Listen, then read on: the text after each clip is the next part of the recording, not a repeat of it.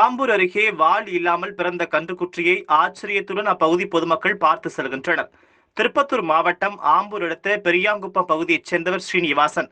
இவர் 7 ஆண்டுகளாக 5க்கும் மேற்பட்ட பசுமாடுகளை வளர்த்து வருகிறார். இந்த நிலையில் இவருக்கு சொந்தமான பசு ஒன்று இன்று காலை 4வது முறையாக பெண் கன்று ஒன்றினை ஈன்றது.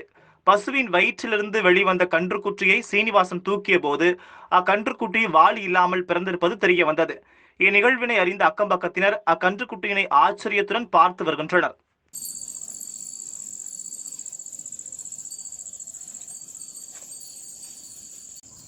நான் சொல்லிட்டேன், என் பேர் போட்டு சொல்லிட்டுக்கிறேன். காலையில் பேப்பரில் போட்டுருங்களா?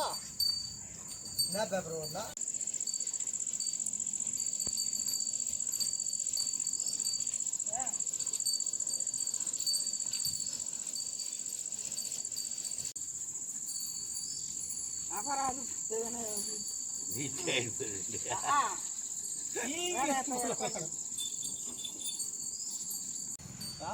குரூப்ல எல்லாம் போடாங்கிறாங்க, தேவையில்லாத குரூப்ல போட்டு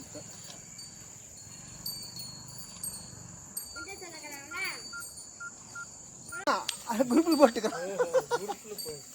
நீங்க எந்த ஊர்னா?